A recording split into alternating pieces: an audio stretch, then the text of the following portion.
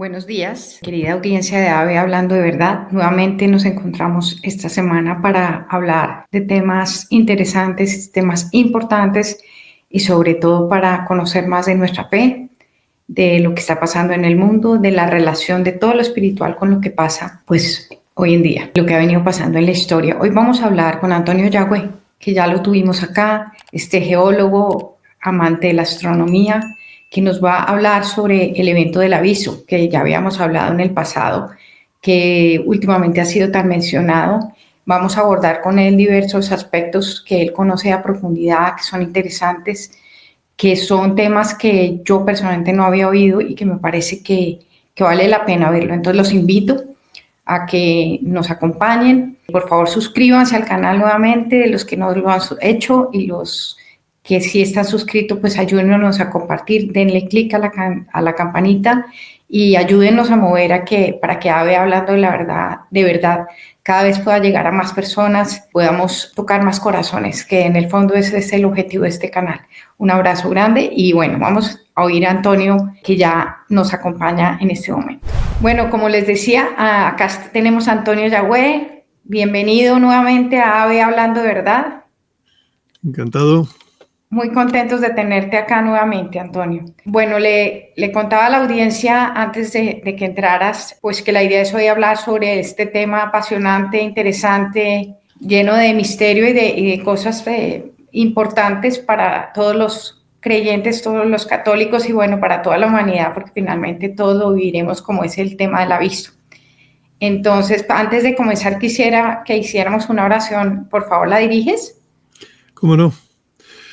Oh rosa mística, reina mía, rosa mística de Guadalupe. Rosa brillante que embellece el cielo, como estrella de la mañana que anuncia la aurora de los nuevos tiempos. Madre corredentora, medianera y abogada, señora de todos los pueblos, dama blanca, reina de la paz, lirio blanco de la Trinidad Santa. Báñanos en tu río de luz admirable. Haznos espejo de tu corazón inmaculado y concédenos ser primicia del reino eucarístico de tu Hijo. Amén. Amén. Muy bien. Bueno, Antonio, quisiera que enmarquemos, para comenzar hablando del aviso de este fenómeno tan anunciado, especialmente en Garabandal, y bueno, por otros místicos, un poco el fundamento bíblico del aviso, que pues algo de lo que no se habla, pues como tanto la gente no sabe, a veces cree que el aviso solamente aparece como las apariciones de la Virgen, pero entiendo que está fundamentado bíblicamente de manera muy, muy clara. Bueno, pues sí, totalmente. Vamos a ver, mira, en primer lugar, en la Sagrada Escritura, el sitio donde a mí me parece que está más claramente descrito todo lo que significa y todo lo que va a suceder en el aviso es en el Apocalipsis, capítulo 6, versículos 12 a 17. En esos versículos hay dos partes. Los primeros tres versículos, 12, 13 y 14, narran la parte externa del aviso. Los tres últimos versículos, el 16, 17, 18, si no me equivoco, o 15, 16, 17, ya no, narran la parte interior del aviso. Es curioso que muchas veces cuando se habla del aviso se pone el acento en la parte interior, en la iluminación. Bueno, aquí no sé si es pura casualidad o no, pero el Apocalipsis empieza al revés, por la parte exterior. Y cuando la parte exterior toma ciertos niveles, entonces todo el mundo se da cuenta de la parte interior. O sea que el Señor también no llega allí a la puerta y dice, mira, hace 5 minutos, hace 1 minuto estabas hablando con tu mujer, por poner una cosa, y ahora te estoy dando la mayor iluminación que vas a tener en tu vida. O sea, te va a coger pues desprevenido y absolutamente sin el contexto necesario para ver lo que vas a ver, ¿no? Por el contrario, si antes acabas de ver unas catástrofes naturales que jamás han visto, tanto astronómico como consecuencia de lo astronómico en la Tierra, pues entonces tú estás en un estado de preparación, de shock, de como quieras llamarlo, que te va a ayudar a ver la parte interna. Esto, lo curioso es que, pues que la gente insista tanto en la parte interior. Por supuesto que la parte interior es la que convierte, en la parte interior es la que importa, ¿no? Pero si la quitas de la parte exterior, pues no haces nada. Entonces, la parte exterior empieza diciendo que el sol se puso negro y la luna como sangre. A continuación, pues, bueno, empecemos. El sol se puso negro. ¿Qué significa eso? Pues significa que hay un eclipse.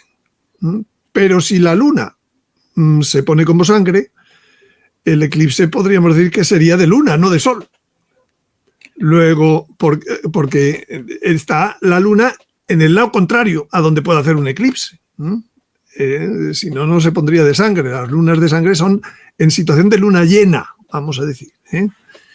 Y entonces, ¿quién se pone delante del sol? Pues tenemos un ejemplo perfecto, exactamente igual, el día del Calvario. Cuando nuestro Señor está clavado en la cruz, se hace de noche. Ese mismo día, según las tablas de la NASA, por la tarde, después de que han bajado al Señor de la cruz, hay un eclipse de luna. Entonces, es decir, la luna estaba en la zona de luna llena. Entonces, ¿quién provocó el eclipse del Calvario? Porque allí se puso de noche. Los místicos lo describen muy bien, con todo el ambiente, toda la parte... Pues algún astro. No tenemos las referencias ahora mismo, que fuera de los místicos no tenemos ninguna referencia. Creo que hay una en los escritos de los romanos que se ha detectado. Pero entonces es lo mismo. El día de la muerte del Señor fue un día importante. Pues ahora en la historia se va a volver a dar un eclipse de sol. Aquel eclipse fueron 3 horas. Este eclipse, pues yo creo que puede ser más horas. Y dice a continuación, y cayeron los, pues como meteoritos, como tamaño de higo, dice, como los higos que caen sobre la Tierra. Eso quiere decir que ese astro que se está interponiendo entre el Sol y la Tierra va arrastrando una cola de detritus. Esto, por ejemplo, lo dice la Virgen en Peñablanca. Una estrella con una cabellera muy larga. Una estrella oscura. Por eso el Sol se pone negro. Es una estrella enana marrón. Segundo, entonces ha pasado por el cinturón de asteroides y arrastra una cola de detritus muy grande. Nosotros no estamos muy cerca porque nos caen los que son de tamaño como higo, piedrecillas pequeñas, pero ya nos caen meteoritos. De hecho, más adelante, en la primera trompeta, vuelve a pasar algo parecido, que son como restos de aquella pasada. Y más adelante, en la tercera trompeta, ya nos cae un gran asteroide que se llama Ajenjo. Consecuencia de todo esto, viene por el mismo camino que ha venido esa gran estrella. Bien, y a continuación dice, los cielos se enrollaron como un libro que se desenrolla. Anteriormente los libros no eran de páginas, eran de rollos, y entonces se desenrolla. Te quiero hacer una preguntita, perdóname, antes de una pregunta. Bueno, generalmente en los eclipses, pues nunca hay otro, en la mayoría de los eclipses no hay otro astro que se interponga como en este caso, en el del Calvario y en el que va a haber en el aviso, porque pues generalmente en los otros eclipses pues no ha pasado mayor cosa, no pasa pues nada, no hay ningún, sí, poco para... Eso es lo normal. Lo normal es un eclipse en que el astro que se interpone es la luna y el máximo tiempo que dura son 5 minutos. Listo. Luego, este es un eclipse anormal. Claro. Yo no puedo mover las estrellas, luego quiere decir que las mueves Dios, luego quiere decir que por algo algo importante va a ocurrir. Claro. Entonces, lo importante no es que me caigan piedrecillas de este tamaño. Lo importante es que los cielos, de pronto, se desenvuelven, se enrollan como un libro que se desenrolla. Eso, lógicamente, los cielos no se desenrollan porque una estrella pase por... No, es la Tierra la que vuelca. Y termina diciendo el Apocalipsis, todos los montes y las islas fueron removidos de su sitio. No quedó la geografía igual. Hay cosas que el Apocalipsis no tiene por qué decir, pero cuando se produce un vuelco de la Tierra, la inercia de la parte sólida de los continentes, pues es la que toque, a la velocidad que dé el vuelco. Pero la inercia de la parte líquida no tiene por qué decirlo el Apocalipsis, pero nos lo dijo el Señor en el Evangelio. La gente asustada por el ruido del mar y de las olas. No es un maremoto. Son las olas llegando a cubrir la marea, voy a decir, llegando a cubrir continentes hasta alturas importantes. Nosotros no hemos visto todavía eso en la historia. En el Calvario, los místicos describen que hubo ondas de marea pues, en la zona del Mediterráneo. Yo creo, también describen cómo el mar de Galilea cambió su configuración. Pero aquí va a ser más importante. Aquí, cuando el Señor avisa, la gente asustada por el ruido del mar. Yo siempre decía, si yo vivo en el centro de un continente, en Madrid, no me va a preocupar a mí. Pues ya veremos si nos preocupamos o no, cuando el Señor lo dice. Luego, uno empieza a escudriñar un poco más la Sagrada Escritura y se encuentra que en la Sagrada Escritura se habla muchas veces de que los mares inundarán los continentes.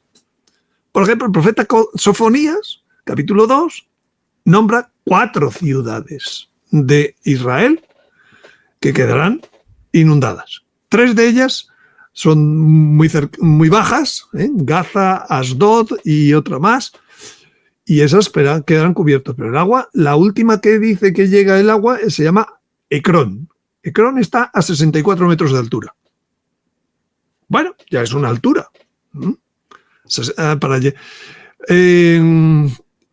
Por ejemplo,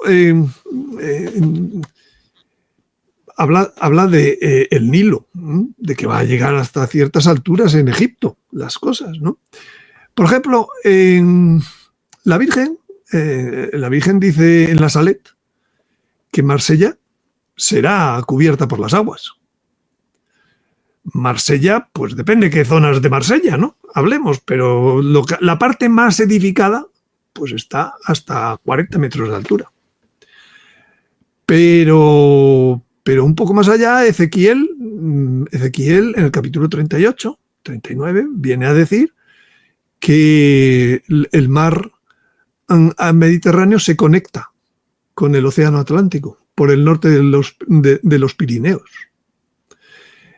Para eso hace falta que el mar suba a 250 metros, hoy por hoy. Vamos a algunos santos, por ejemplo, San Patricio, años 400 y pico, siglo V. Dice, 7 años antes del fin de los tiempos, Irlanda perderá la fe y será cubierta por las aguas totalmente. Irlanda tiene montes de 400 metros. Por ejemplo, pues voy recordando así de memoria, en Perú, Santa Rosa de Lima, dijo, el mar llegará a la Plaza de Armas. La Plaza de Armas de Lima está a 164 metros de altura. La Virgen en Ezquioga. En Ezquioga es el norte de España, Guipúzcoa. Límite de Guipúzcoa, Álava de Guipúzcoa. Dice, como continuéis así, el mar subirá por encima del monte Igueldo. El monte Igueldo depende de quién lo interprete. Hay quienes lo interpretan como una pequeña promontorio que hay en la bahía de San Sebastián, o hay quien los mapas en realidad dicen que es toda una cadena de montañas de 5 kilómetros que corre en la dirección entre San Sebastián y Bilbao. Y eso son 418 metros de altura. En fin, después la Virgen habla de que Málaga, Sevilla, Zaragoza del Pilar está a 200 metros sobre el nivel del mar. Sevilla nada, Sevilla está a 10 metros. Valencia pues también a 10 metros. Málaga, pues depende de qué partes de Málaga, pasa un poco como Marsella. Es decir, cuando uno analiza estas profecías, pues dices, caramba, el mar, la inercia del mar va a hacer pues una catástrofe. Para que nos hagamos una idea, estamos ahora mismo viviendo pues los efectos todavía de una inundación que ha habido en España. Pero es una inundación ridícula comparado con lo que estamos hablando. Por ejemplo, pues sí, el agua ahora ha ido de la tierra al mar, pero el agua va a venir del mar a la tierra. Para que no, entonces es algo que no tenemos la magnitud a dónde va a suponer eso. Para hacerse una idea, en el mundo el 60% de la población vive por debajo de 100 metros sobre el nivel del mar. China, por poner un ejemplo, tiene 39 ciudades mayores de 3,5 millones. De esas 39 ciudades, 19 son puerto de mar. China, la India, 3/4 de la misma. España, la península ibérica, habitan 57, 58 millones de personas, incluido Portugal y España. El 50% vive por debajo de 100 metros sobre el nivel del mar. Todos los que ahora se han visto afectados están por debajo de 100 metros sobre el nivel del mar. Bueno, con esto, ¿a dónde voy? Primero, que esto está profetizado. Está profetizado en la Sagrada Escritura. Está profetizado en apariciones de primer nivel. Por la Virgen. Y por supuesto por santos. Por tanto, si queremos decir que esto no va a ocurrir, pues allá nosotros. El día que llegue nos cogerá desprevenidos. Por supuesto que el día que llegue, pues vamos a tener un shock. Yo he podido hablar con personas que han tenido sueños proféticos. Hay multitud de personas que han tenido sueños proféticos acerca de esta gran inundación que va a ocurrir en el entorno del aviso.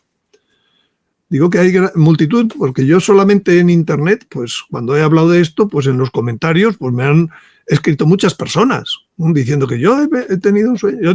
Cuando otras personas han sacado también vídeos, pues también, o sea, los últimos que he recogido, pues los niveles de inundación en Murcia y en Tarragona, en un vídeo de una persona española que hizo sobre este tema. Es decir, bueno, por ejemplo, las centrales nucleares que hay en toda Europa y en Estados Unidos normalmente se refrigeran, pues se ponen al nivel del mar o a nivel de los ríos más bajos porque necesitan refrigerarse con agua. Pues imagínate, pues cuando ahora suba un poco el agua, pues ¿dónde se van a ir las centrales nucleares? En España solo tenemos 6.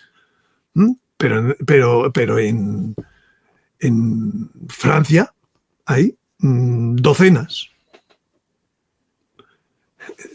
Vamos entendiendo un poco la magnitud. Sí, y no solo Antonio, eso. Ya me queda claro, digamos, queda claro esto, que definitivamente va a haber una conmoción en la Tierra, pues en el mar y en la Tierra, en el planeta Tierra, mejor dicho. Pero la pregunta es, ¿por qué tanto se ha hablado del aviso, pues digamos, pues por lo menos en nuestro medio, en las personas que siguen todo el tema de las apariciones, de los temas escatológicos, ¿Y por qué se habla tan poco de esta parte? O sea, ¿por qué pareciera que o nadie lo conoce o nadie la quiere ver?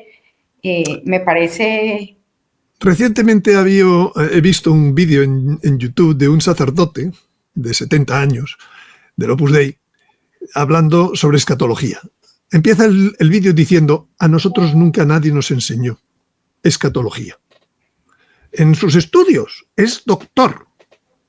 Dice, cuando me puse a buscar por escatología no encontraba nada en los programas de facultades de teologías. Es decir, primer asunto, los teólogos han despreciado toda ciencia que no sea la teología para interpretar la Sagrada Escritura. Lo cual es un error, porque si los Reyes Magos encontraron al Señor, no lo encontraron por la teología. Si podemos interpretar pues el Apocalipsis con la cantidad de fenómenos naturales que hay, ¿cómo no nos llaman a los geólogos? Yo soy geólogo, ¿entiendes? A los astrónomos. Oiga, ¿esto qué querrá decir? Pues no. No solo eso. Olvidan poner asignaturas como escatología. Entonces, resultado, ¿qué podemos esperar de la predicación? Ayer mismo, el Evangelio del domingo hablaba de estas cosas. Yo, sí, por pura curiosidad, fui a ver homilías dichas ayer en internet. Vi las de mi parroquia, vi las de sacerdotes muy conocidos, vi incluso la de algún obispo muy conocido. Ninguna homilía trató sobre este tema. La que mejor hablaba decía que, bueno, el sol significa esas personas importantes en la vida de una persona, que cuando desaparecen, pues nos trastocan. Digo yo, vale, pues ese es un nivel simbólico, ese es el de lo mejor, pero vamos, lo del obispo era para... Decía, no, si nadie sabe el día ni la hora, lo decía ayer el texto. Y yo digo, sí, eso lo dice el Evangelio que he leído hoy, pero 3 páginas más adelante, Apocalipsis 3:3, dice, nadie, dice, si no estás en vela, no sabrás a qué hora vendré sobre ti. No, Antonio, imagínate que a mí me pasó peor que a ti, porque yo ayer en la homilía que fui a una iglesia que nunca voy, pues voy muy poco, estaba emocionada porque el padre empezó a hablar del tema. No, dijo que básicamente no tenemos que estar pensando en eso, que tenemos que la venida del Señor es pues motivo de felicidad, de ilusión, lo que es verdad, total, claro, que eso no hay que estar parando atención a esos agoreros que hablan de avisos y cosas, y yo decía, Dios mío, Señor Jesús, y era un padre que yo sé que es un hombre formado, maravilloso, yo, Dios mío, Señor, pensé. Es lo que hay y es terrible. O sea, la Virgen al Padre Gobi le dice, no, han procurado ocultar todas mis manifestaciones en la Iglesia. Hoy tenemos, o sea, una persecución desde el Vaticano de cantidad de apariciones bajo la supuesta vamos a evaluarlas. Bueno, en fin, da igual. No nos vamos a... No, era sobre el aviso, no era sobre ver hasta dónde hay carencias en la Iglesia. No, de acuerdo, pero es que sí la gente, yo lo que quiero un poco en esta entrevista, porque hay mucho, yo sé además que tú has hablado mucho de estos temas, pero la gente, o sea, como acercarle más a la gente, porque la gente le dice a uno, pero ¿por qué eso no lo dice nadie? Pero ¿por qué eso nunca? Poco aterrizarlo hacerlo lo más entendible y aterrizable para la gente. Por eso te interrumpo y escúchame para preguntarte este tipo de cosas, que son las cosas que muchas veces la gente le pregunta a uno y que creo que son importantes irlas como abordando y como saliendo de ellas. Yo creo que la pregunta dice, ¿pero por qué no nos hablan de eso? Pues porque nadie les ha enseñado, pero es importante que tú no lo cuentes. Es que nadie les ha hablado de eso. Bueno, yo pongo pequeños ejemplos de los últimos días, y todos están publicados en YouTube y todos y son personajes que tienen audiencia y que son, pero es que estas cosas, dice, ¿por qué? Pues oiga, pregúntele usted al que falla. Claro. Oiga, pregúntele, ¿usted recibió formación sobre escatología? Y te dirá por lo que decía este sacerdote con 70 años, pues en el seminario no me enseñaron En las facultades tampoco. Entonces, ¿cómo va a venir usted a darme una homilía sobre el Evangelio de ayer y los evangelios que vienen en los próximos 15, 20 días? Que todos hablan de la venida del Señor y de estos tiempos. Sí. Entonces, lo peor de esto es que el pueblo al estar desinformado, no está preparado. ¿Para qué vino la Virgen durante 2 siglos apareciéndose en todas partes? ¿Para qué ha venido? Pues para intentar paliar esta falta. Esta falta no es de ayer, esta falta es de hace 5 siglos, desde que el Concilio de Trento dijo que la Sagrada Escritura solamente se podía leer en la Vulgata y en latín. Pues eso fue una lacra durante siglos para el pueblo católico, que desconocía directamente la Escritura. ¿Por qué? Porque los protestantes la tomaron con libertad y no sé qué. Y entonces, pues hoy los protestantes muchas veces nos dan lecciones del amor a la Sagrada Escritura. Claro. Entonces, estamos desinformados, pero bueno, estamos en tantas cosas. El Señor ha procurado paliar, por ejemplo, con la devoción al Sagrado Corazón. ¿Qué le dice a Santa Margarita María? Que el rey de Francia se consagre a mí para que se eviten. No se consagra. Tenemos a continuación la Revolución Francesa. La Revolución Francesa ha traído el racionalismo al mundo entero, a la política. Las leyes las hacen los hombres. Eso es una república. Ya no las hace Dios. Pero es que, a continuación, la Virgen, pues viendo que no se hacía caso a la devoción, al corazón de Jesús, pues ella dice al Papa, por favor, tú, consagra a Rusia para que no extienda sus errores por el mundo. ¿Y el Papa qué hace? 100 años, oídos sordos. Entonces, ¿qué es lo que pasa? Que no es ya la República Francesa, Rusia ha expandido sus errores durante 100 años por todo el mundo. Entonces, ¿qué mundo tenemos? Pues hoy tenemos un comunismo globalista que manda. ¿En qué? En repúblicas extendidas por todo el mundo. Y todo el mundo dice, uy, la democracia, la gran solución de los problemas civiles. Y digo yo, sí. Por eso dijo nuestro Señor, venga a nosotros tu democracia. O dijo, venga a nosotros tu reino. ¿Qué diferencia hay entre una democracia y un reino?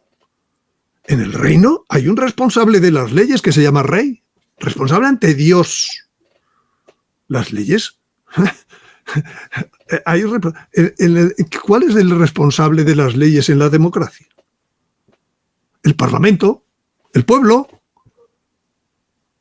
Hemos pasado de poner el mundo mirando a Dios a poner el mundo mirando al hombre en los últimos 5 siglos. No es una cosa.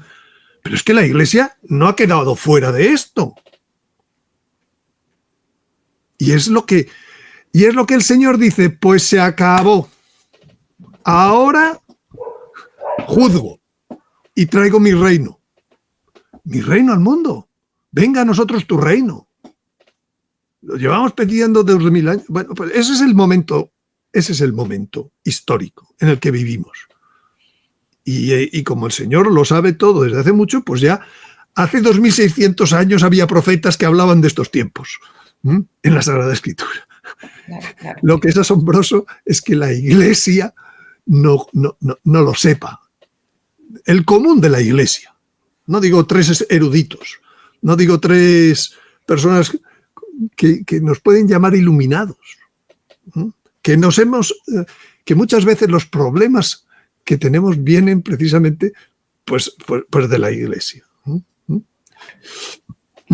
Antonio, en el caso bueno, ya hablando en concreto del tema del aviso, te he oído decir varias veces y sé que es una intervención divina. Y a veces la gente dice, uy, pero ¿cómo va a ser una intervención? Qué horror que Dios nos mande eso. ¿Por qué Dios va a intervenir? Y a veces cuesta trabajo entenderlo, pero me gustaría que tú lo expliques porque tiene todo o sea, es el amor de Dios. Definitivamente es el amor de Dios el que... Entonces vamos a la parte interna.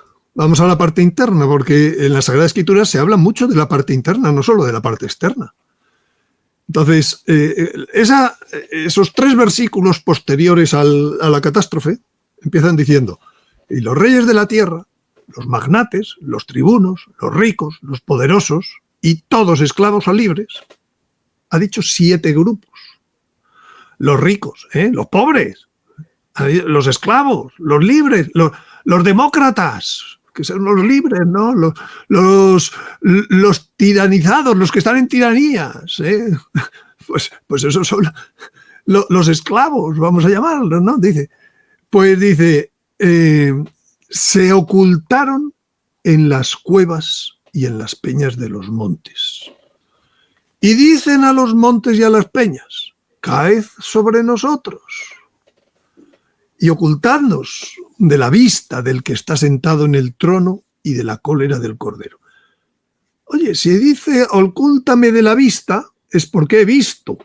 ¿A quién ha visto? Al que está sentado en el trono y al Cordero.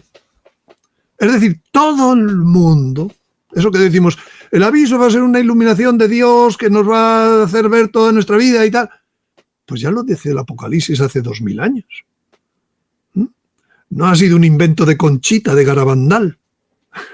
No, que es lo que parece muchas veces. Dice, es que esto se habla en Garabandal. Y ahora entonces, pues el Vaticano está a punto de disparar a Garabandal. Si ya dijo la Virgen en Garabandal, poco antes del milagro, ocurrirá una cosa por lo cual la gente dejará de creer. Me empieza a parecer que el río suena y va a llevar agua. Entonces, no hace falta ir a Garabandal para defender estas cosas. Están en la Sagrada Escritura. Si los obispos de Santander, que ya han pasado 10 desde que fueron las apariciones, supieran de la Sagrada Escritura, habrían aprobado Garabandal hace años. Eso es lo que a mí se me ocurre decir simplemente como yo no soy una persona muy especial. Sí, estoy formado. Pero bueno, a poco que a uno le preocupan las cosas, voy a decir hasta como geólogo, pues intenta buscar respuestas y las encuentra. Y encuentra que claro, que unas niñas de mocosas de 9, 11, 12, 13 años no le van a decir al obispo que los sacerdotes van por el camino de la perdición y detrás de ellos llevan a muchas almas. ¿Por qué? Porque tengo el seminario lleno. Sí, ese día lo tenías lleno, pero 3 años después lo tenías vacío. Más de 1000 seminaristas se fueron a la calle en seminarios como Comillas y Pamplona, en España, en los años de las apariciones de Garabandal. ¿No queréis verlo? ¿No sabéis las estadísticas vosotros? ¿Conferencia Episcopal? Pero si hablamos así, pues el mensajero es al que disparan. Y ya procuro yo ser el primero que les disculpa, ¿entiendes? Pero poco disculpan. Bueno, pues entonces digo, ocultadnos de la vista. Van a ver todos al que está sentado en el trono y en el Cordero, y el Cordero. Pero ¿cuál es la consecuencia de decir, me escondo y ya está? No, dice, porque ha llegado el gran día de su cólera. ¿Y quién podrá sostenerse?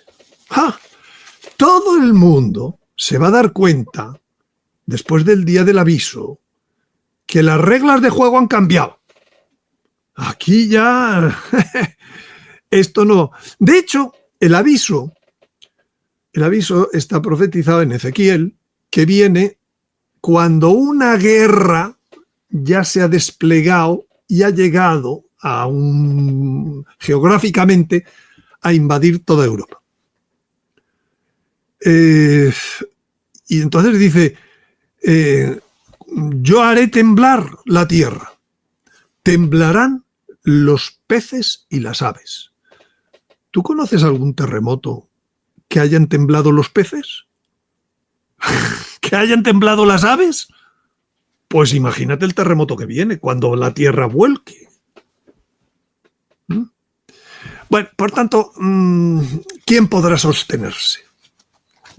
Pero esto lo dice el Apocalipsis, pero dices, es que solo habla de esto el Apocalipsis, y esto es una interpretación, el Apocalipsis es simbólico, los sabios de la Escritura, ¿no? Todos son simbolismos, ¿no? Digo, sí, bueno, pues nada, vamos a ver Isaías. Isaías dice, capítulo 2, versículos 17 al 21. Será doblegado el orgullo del mortal, será humillada la arrogancia humana. Solo el Señor será exaltado aquel día y los ídolos desaparecerán. Se meterán en las cuevas de las rocas, en las grietas de la tierra. ¿Suena? Ante el terror del Señor y la gloria de su majestad cuando se levante, aterrando al país. Aquel día, cada cual arrojará a los topos y a los murciélagos sus ídolos de plata y sus ídolos de oro, que se habían fabricado para postrarse ante ellos. No sé si entre los ídolos hay una cosa así que se llama teléfono celular o móvil. Y se meterá en las grutas de las rocas y en las hendiduras de las peñas ante el terror del Señor y la gloria de su majestad cuando se levante aterrando al país. Esto lo dice Isaías. ¿Tiene que ver con la iluminación? ¿Y qué dice Malaquías? Capítulo 3, versículo 2 al 5. ¿Quién resistirá el día de su llegada? ¿Quién se mantendrá en pie ante su mirada? Lo mismo que ha dicho el del Apocalipsis. ¿Quién podrá sostenerse ahí? Pues es como fuego de fundidor, como lejía de lavandero. Se sentará como fundidor que refina la plata. Refinará a los levitas. ¿Los levitas sabéis qué tribu era? La de los sacerdotes.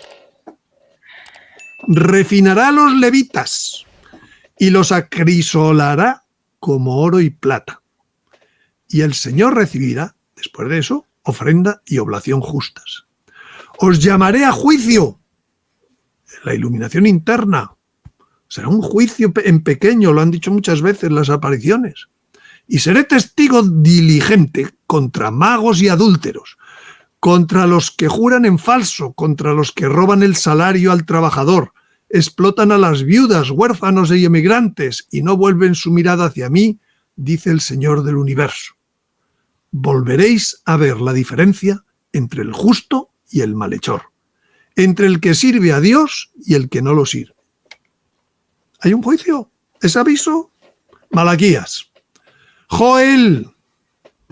¿Vamos a Joel? Capítulo 2, versículos 12 al 14.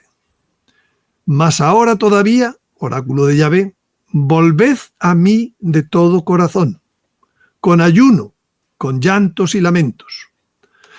Desgarrad vuestro corazón y no vuestros vestidos.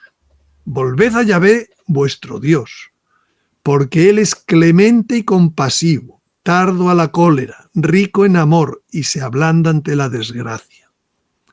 ¿Quién sabe si volverá y se ablandará y dejará tras de sí una bendición? Oblación y libación a Yahvé, vuestro Dios.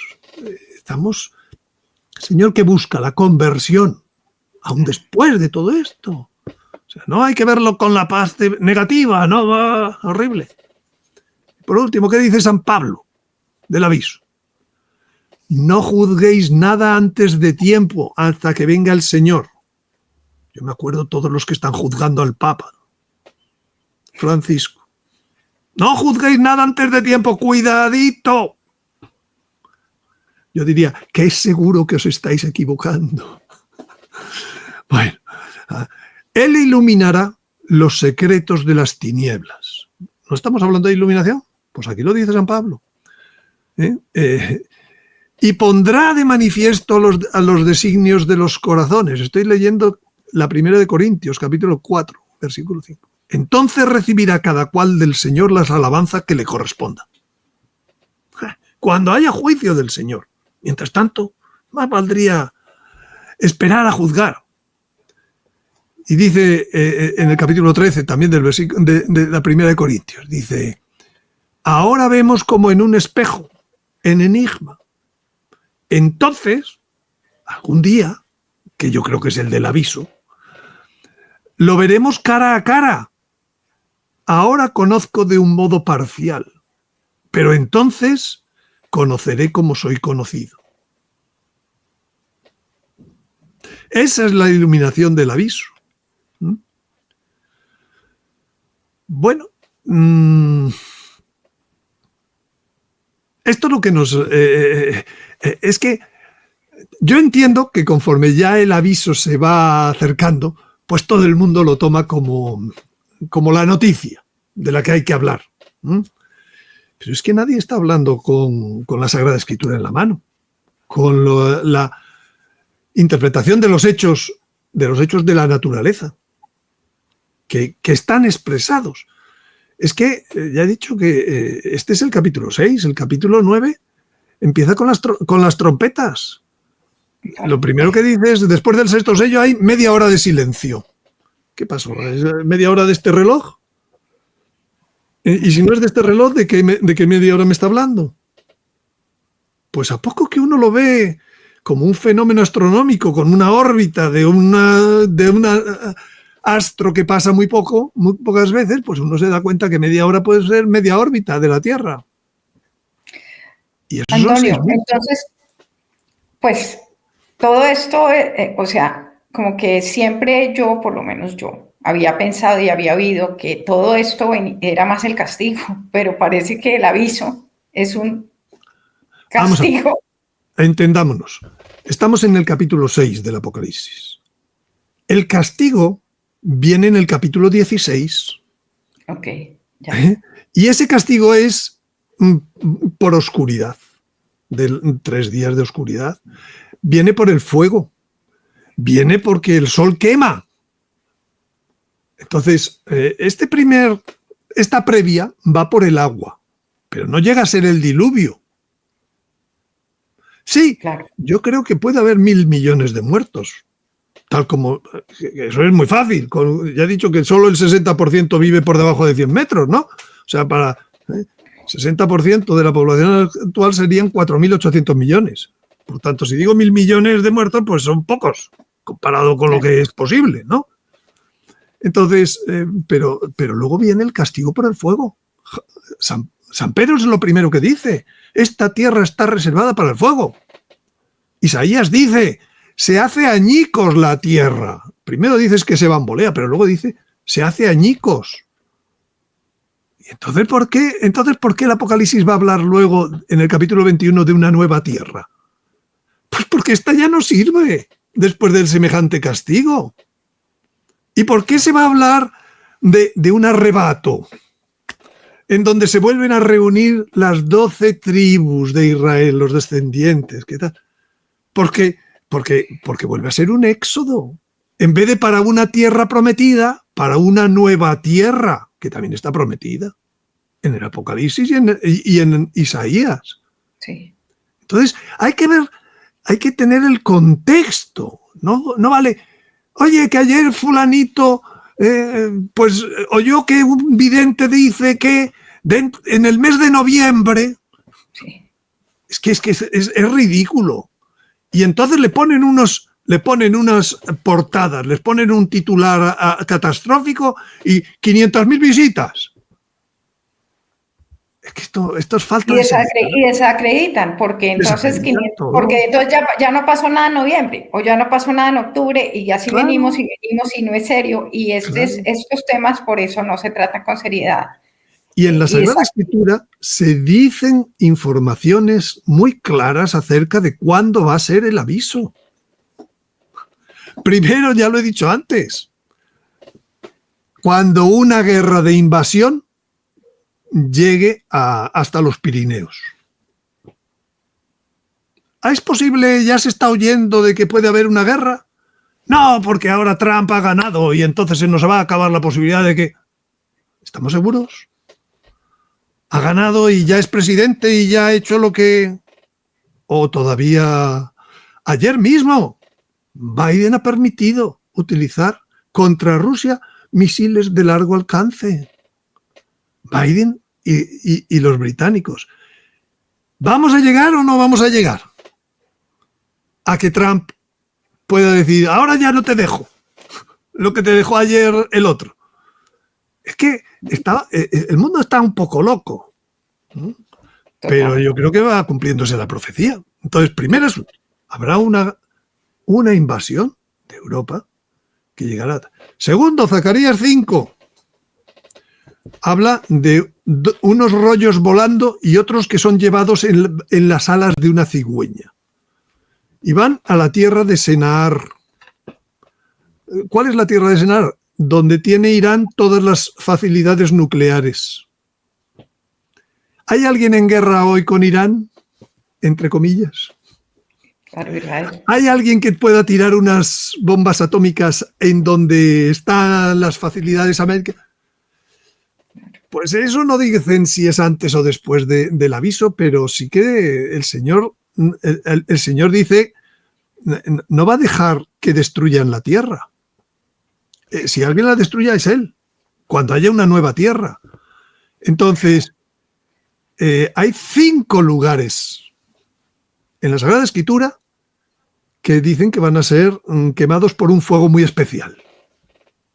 Uno, ya lo hemos dicho, la tierra del Senar. 2, Magog, de donde parte esa invasión. 3, las islas que estaban tranquilas, británicas, le faltó decir.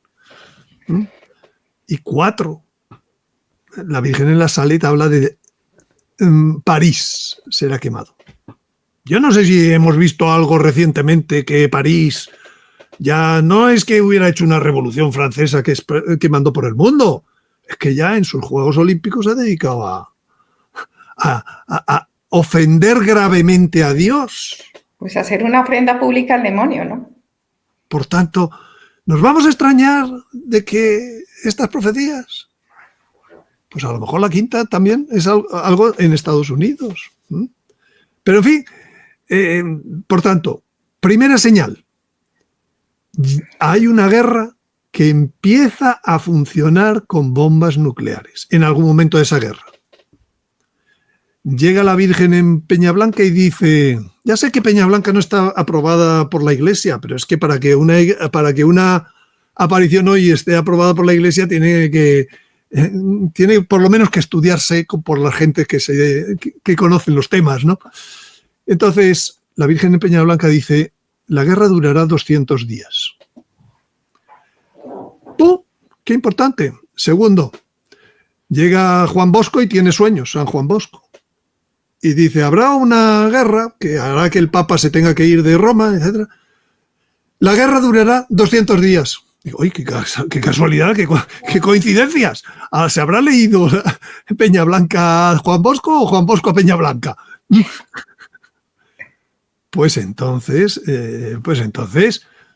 no sé cuándo empezará la guerra, pero sí que sé que terminará cuando llegue el aviso. ¿Por qué? Porque cuando llegue el aviso, al volcar la Tierra, los misiles ya no pueden utilizar el GPS. La geografía, tú mandas un misil a Nueva York y termina en Buenos Aires, con suerte. ¿Nos entendemos? Claro, claro. Por tanto, se acabó lo que empezó con hasta 5 lugares. Dios se ha acabado con su acción del vuelco la posibilidad de un holocausto nuclear. Dice el rey David, dice, mejor es caer en manos de Dios que en manos de los hombres. Sí. ¿Está claro? Claro. Bueno, pues entonces yo sé que la guerra termina en una luna llena. Hemos dicho que el aviso era una luna llena. ¿Puedo empezar a contar 200 días antes, desde las próximas lunas llenas? Y ver si en esos 200 días, pues a lo mejor empieza una guerra a otros niveles que lo que en este momento hay, que son escaramuzas. Sí, claro. Pues el día que empiece, que la gente saque su calendario y diga 200. Y entonces sí que vamos a tener un lío. Eso no es noviembre, eso no es como salen todos los días el último profeta diciendo en octubre en noviembre, en diciembre. No, no. Sigamos las pautas que está diciendo la Sagrada Escritura. No, es que eso es astrología. Digo, ¿será cortos de mente? O sea, o es que los Reyes Magos eran todos también demoníacos. O el Señor, ¿para qué creó las estrellas? Para signos, para guiarnos. Y lo dijo, cuando venga, habrá señales en el sol, en la luna y en las estrellas. Le faltó decir, por las estrellas os guiaré hasta el aviso. Por las estrellas os guiaré hasta mi segunda venida.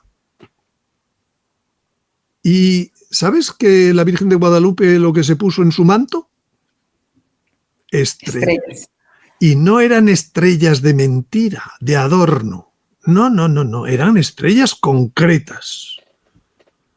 A ver quién ha estudiado las estrellas del manto de la Virgen de Guadalupe desde este punto de vista.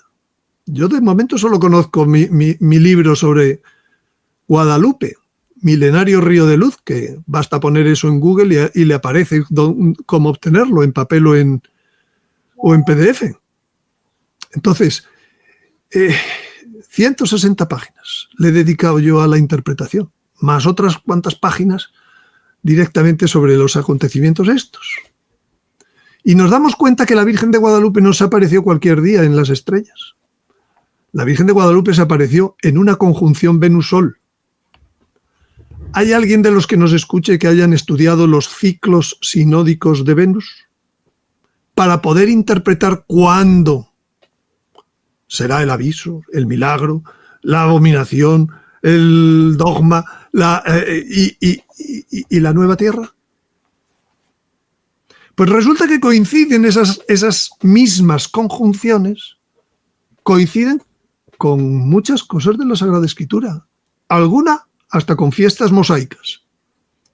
¡Ah, qué casualidad! ¡Pura casualidad! No, no, no, no. Hebreos 10.1 dice San Pablo. Las fiestas de la ley son señal de bienes futuros. ¿Cuáles son las fiestas de la ley?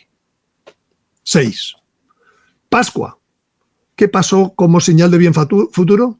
Murió nuestro Señor y nos libró del pecado. Ácimos, al día siguiente, Homer. Resucitó el Señor. ¿Cuál es el bien futuro?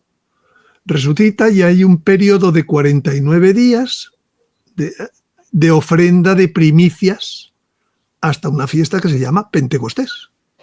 Ah, primicias. Pues ya el Señor es la primera primicia de entre los muertos, pero primicias hay de toda cosecha. Sigamos. Pentecostés. Sí, nos entregaron la ley en el Sinaí, en Pentecostés y tal, pero ¿cuál es la señal del bien futuro? Que ha venido el Espíritu Santo. Siguiente, trompetas. Dice el apóstol Pablo. A la voz del ángel y al sonido de la trompeta, los de Cristo resucitarán primero. Y luego el Apocalipsis habla de primera resurrección varias veces. Primera resurrección todavía no ha ocurrido. Es un bien futuro. Hay gente, en el cielo hay mucha gente, pero casi todos sin cuerpo. Mientras no se tiene el cuerpo, no se está disfrutando de toda la gloria. Están a medias, como a pata coja en el cielo. Sí, sí, ya sé que se pasa muy bien en el cielo y que es estupendo, me he salvado y tal, pero todavía están a la pata coja hasta que no llegue las trompetas. Primera resurrección. 10 días después, Yom Kippur, expiación. El día en que nace el Señor, además, según las estrellas. ¿Qué es la expiación? El pecado se va del mundo. ¿Suena a castigo? ¿Se acabó ya? ¿Castigo por el fuego? Y la última, del 15 al 22 de ese mismo mes, de Tirri. Tabernáculos. La fiesta de la cosecha. ¿El Señor no va a recoger la cosecha de su palabra? ¿No hizo una parábola sobre la cizaña y la cosecha? ¿Y qué dijo de la cizaña? ¿Se recogía antes o después? ¿Y a dónde se tiraba la cizaña? Al fuego. Al fuego. El día de la expiación, en el castigo por el fuego. Pero luego tengo el trigo. Y el trigo, pues es la cosecha para el reino, para una nueva tierra, para un nuevo, en fin, multitud de cosas. Entonces, ¿puedo saber qué fechas son las fiestas mosaicas? Pues claro que cada año. ¿Puedo combinar eso con lo que está pasando en las estrellas y ver si alguna calza? No, eso es astrología. ¿Me entienden? O sea, yo ya llega un momento en donde dices, bueno, el que quiera seguir siendo ignorante, que lo sea, porque ya el esfuerzo porque la gente abra los ojos, pues me lleva ya muchos años, ¿sabes? Para que luego la gente diga, no, es que es un astrólogo, falló muchas veces. Digo, todas las veces que fallé, aprendí. Claro. Y hoy ya la cosa, pues parece que tiene menos visos de fallar. Antonio, una pregunta. O sea, yo sé que es difícil de contestar, pero digamos, entendiendo todo lo que has explicado hoy, el aviso es cercano al castigo, realmente. Todo esto va a pasar en un tiempo... A ver, cercano según y cómo. La palabra cercano es como el Apocalipsis, el penúltimo, dice, vengo pronto. Digo, llevas 2000 años, señor. Sí, yo sé, pero yo entiendo. Pero bueno, tratando como de entenderlo desde nuestra limitada concepción. El Señor dijo que los últimos tiempos se podrían medir bastante bien a través de una profecía que es la de Daniel. Daniel, de 70 semanas, y habla de que en la última semana ocurrirá una serie de cosas, ¿no? Curiosamente, eso se dice, Daniel 9, capítulo 27. Empieza diciendo que todo se pone en marcha con un pacto entre muchos. Pacto entre muchos significa la aparición del anticristo, para esas últimas semanas de años, 7 años, más o menos. Pero el Señor luego dice, no, quieto, que aquellos tiempos se acortarán, o sea que, ojo, cuidado, tampoco os lo toméis con esa rigurosidad de los 7 años, ¿no? Porque si no, nadie aguantaría 7 años, la situación. Pero es curioso que en el versículo 26 del capítulo 9 de Daniel, empieza diciendo, será muerto un ungido, el Mesías ungido, ¿vale? Jesucristo fue crucificado dice, y vendrá un pueblo que destruirá Jerusalén y el templo. Vino Tito y destruyó. Dice, y a ese pueblo lo destruirá una gran inundación. Un cataclismo traducen muchos, pero cuando se va a la palabra en hebreo significa inundación. Hemos dicho que va a haber una gran inundación, más que cualquier inundación que hemos visto. ¿Cuándo es? En el aviso. Roma está diciendo, a ese pueblo que ha venido y ha destruido, será destruido por una gran inundación.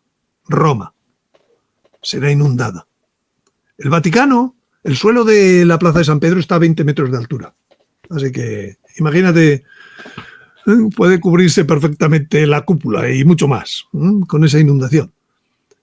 Entonces me está dando información la Sagrada Escritura, a poco que quiera verla, a poco que quiera relacionar unas cosas con otras. Claro. Así que la pregunta era, creo... No, pues porque digamos entender que el aviso, todo lo que es el aviso, digamos que es como una intervención de Dios, pues primero para salvarnos de nosotros mismos y que no haya un holocausto nuclear. Sí. Que podamos, como una manera en la que al vernos además interiormente, digamos, bueno, ¿de qué lado estamos? Esto es en serio, Dios existe, Jesucristo existe, esa es la verdad, y podamos volver. Pero aún después de todo eso, pues viene lo otro. Viene que va a venir un pacto entre muchos. Ya. ¿Para qué es ese pacto entre muchos? Lo dice el capítulo 17 del Apocalipsis. Dice, para hacer la guerra contra el Cordero. Es decir, que muchos de los que van a ser iluminados van a olvidarse y van a decir, ahora sí que te voy a hacer la guerra. Voy a hacer un pacto. 10 reyes, 10 poderosos. No sé si son de los medios, de las bancas, de la política, de lo que sea. 10 poderosos. Van a luchar contra el Cordero. Van a hacer la lucha final. Y por eso en el capítulo 27, después del pacto entre muchos, viene una supresión del sacrificio perpetuo. ¿Saben dónde atacan? Atacan a la Eucaristía. Sin la Eucaristía no hay gracia en el mundo para sostenerlo. Y entonces, como quieren el diablo ser adorado, necesita acabar con el sacrificio perpetuo e instalar la abominación de la desolación. Entonces, todo eso a la mitad. Bueno, pues es curioso cómo los protestantes, que no quieren saber nada de la Eucaristía, dicen que no, que a la mitad lo que viene es la parusía y entonces el Señor arrebata a los santos, etcétera y tal. Y ahí va. Y ahora resulta que hay católicos que se me están poniendo de ese lado. Claro, porque ya no les importa la Eucaristía. Lo que está señalado como el núcleo, el centro de estos tiempos es la desaparición de la Eucaristía. Nuestro Señor lo dijo en la última cena. La abominación de la desolación predicha por el profeta Daniel. El que lea, entienda. No va a ser fácil que lo entendáis, pero bueno, el que lea, entienda. Y entonces ahí tendremos lo que se llama una gran tribulación, como nunca hubo hasta entonces. ¿Y qué más? Ni después habrá. Los peores tiempos de la historia son estos. No son el fin del mundo, como dicen otros, en sus interpretaciones. No, después la cosa no se llegará a tanto como ha llegado. Claro. Pero el Señor, ¿por qué lo permite? Dios permite los grandes males para grandes bienes, para sacar grandes bienes. ¿Cuál es el gran bien que va a sacar de la destrucción de la Eucaristía? Pues va a ser un reino eucarístico. Un reino en donde la Eucaristía ya no va a estar en especies sacramentales que duran 10 minutos. Va a estar en una especie sacramental que no se destruye, como es el cuerpo inmortal. En la nueva tierra, dice el Apocalipsis, dice Isaías, no habrá muerte, ni llanto, ni dolor, ni nada de eso. Entonces el Señor vendrá. Hay una séptima fiesta del calendario hebreo. Hemos dicho 6 y te dije la última, la cosecha. Sí, pero el Señor admitió y celebró una séptima, que es la de las encenias, la del Hanukkah, la de las velitas, esta, como se llame, ¿no? La dedicación se llama, técnicamente. ¿Qué pasó en la fiesta de la dedicación?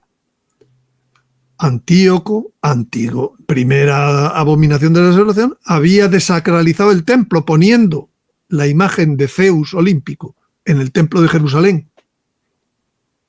Ahora se va a desacralizar el templo al acabar con la Eucaristía. ¿Qué hace falta? Una rededicación. Entonces, la rededicación la pudo hacer pues el sumo sacerdote, quien fuera. Hoy, ¿quién puede instituir la Eucaristía otra vez? Solo Jesús, solo Jesucristo. Por eso tiene que volver. Volverá a una cosa importante, que es la institución de la Eucaristía, que es como un rayo, como un relámpago.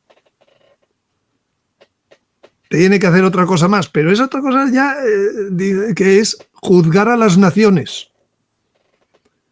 Pero él dice que os sentaréis en tronos para juzgar a las naciones. A lo mejor ya ni siquiera se queda él juzgaremos en virtud de Jesucristo. Él como un rayo, como un relámpago, para hacer lo que solo Él puede hacer. ¿Cómo será esa maravilla de la Eucaristía dentro del hombre? Eucaristías vivientes. Eso hará que el reino no solo sea de paisajes bonitos y de actitudes preciosas. No. Dios vivirá en nosotros. Y eso lo ha venido enseñando nuestro Señor a través de espiritualidades que ha ido sacando a flote en los últimos siglos. Consagraros al corazón de Jesús. Consagraros al corazón de María. La divina misericordia. La santificación en medio del mundo. La divina voluntad. ¿Todo a dónde lleva eso? Lleva a estar todo el día pendiente de Dios. La Virgen de Guadalupe, en su túnica, tiene bordados de oro. Tiene bordados que son vegetales. Cuando han estudiado un poco más, han visto que había 8 girasoles en esos bienes. ¿Qué es el girasol? El girasol es la flor que está todo el día mirando al sol. ¿Suena eso a estar constantemente en la divina voluntad? ¿A ser contemplativos en medio del mundo? Pues claro, ya lo estaba diciendo la Virgen de Guadalupe hace 5 siglos. Estaréis constantemente mirando al sol divino.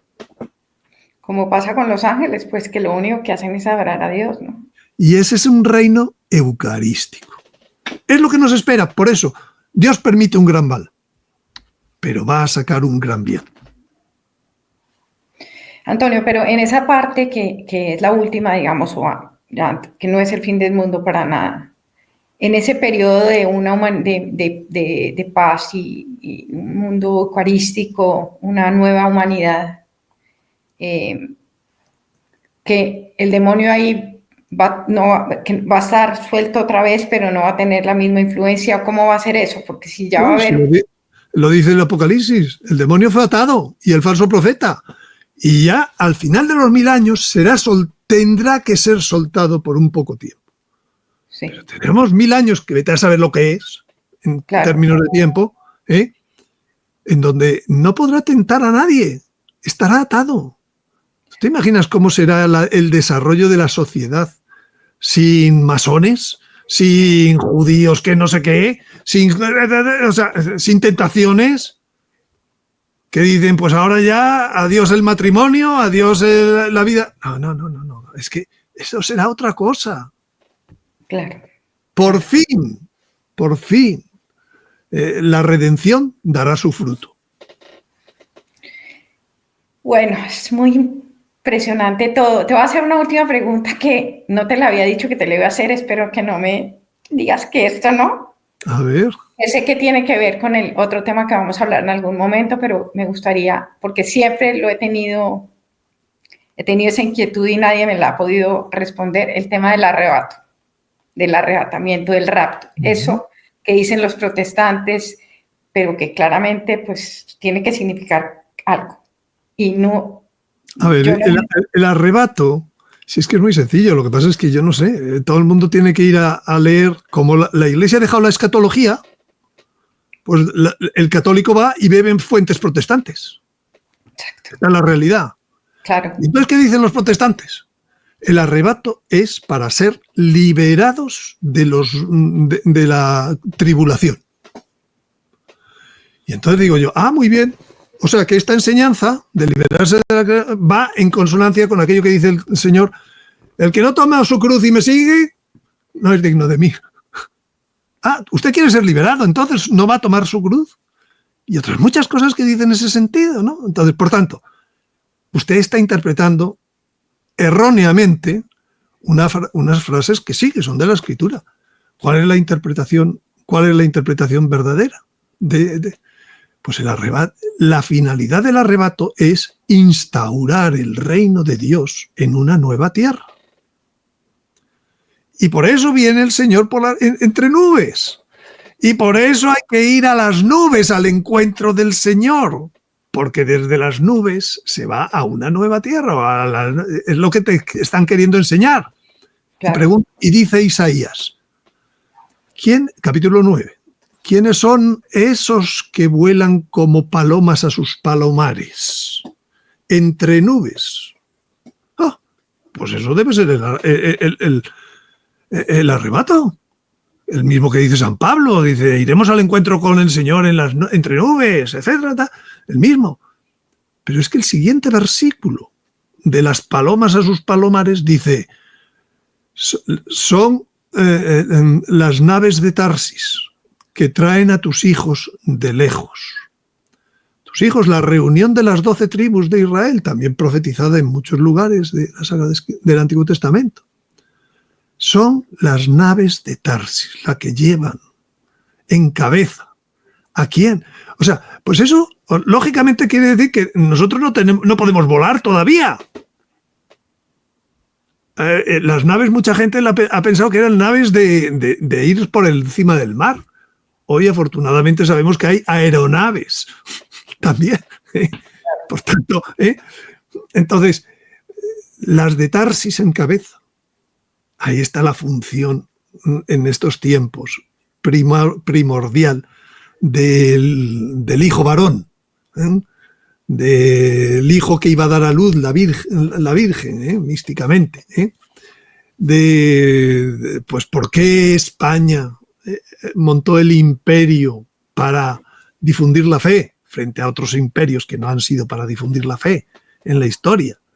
Y entonces, pues ya todo eso, el Señor, los profetas lo sabían y ahora va a venir en el último tiempo un nuevo éxodo.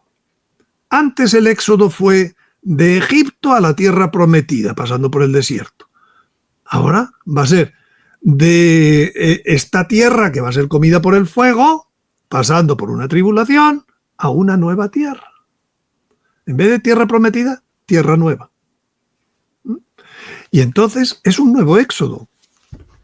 San Pablo dijo, los hechos del éxodo se escribieron para los que vendríamos en los últimos tiempos, en la plenitud de los tiempos. Pues qué interesante. No estamos descaminados si pensamos que el arrebato es para ir a una nueva tierra. No estamos descaminados de que el arrebato es para ir a un reino eucarístico. Y como la Eucaristía no le interesa a los protestantes, ¿qué dicen? Es para librarte del dolor de los últimos tiempos. Es que seguir la interpretación protestante, o sea, pues al final es caer en el error. Claro, claro. Claro. ¿Y Tarsis? ¿Tarsis es Nuestra Señora? Tarsis es la península ibérica. Pero sí. Como en la historia, Tarsis es la que ha desarrollado todo el imperio de América, etcétera, de otras partes del mundo, porque no solo es España, es también Portugal. Todo esto, entonces, pues Tarsis es eso. Y por eso a mí me llama la atención que haya gente que diga, no, es que el hijo varón va a venir de Francia. Digo, pues va a ser que no. Dice la Sagrada Escritura que son de Tarsis, de donde viene ese hijo varón, que ha de regir a las naciones. Si yo no digo que no lo hayan dicho otros afamados profetas, pero la Sagrada Escritura es más que cualquier afamado profeta. Claro, claro. Y entonces en Isaías se habla no solo de Tarsis, sino de la hija de Tarsis. ¿Verdad que tiene más sentido así? Claro, claro. Todo eso fue figura. Lo de hace 5 siglos ha sido figura de lo que viene ahora. Ay, Antonio, bueno, mucho. Respira hondo, ¿verdad?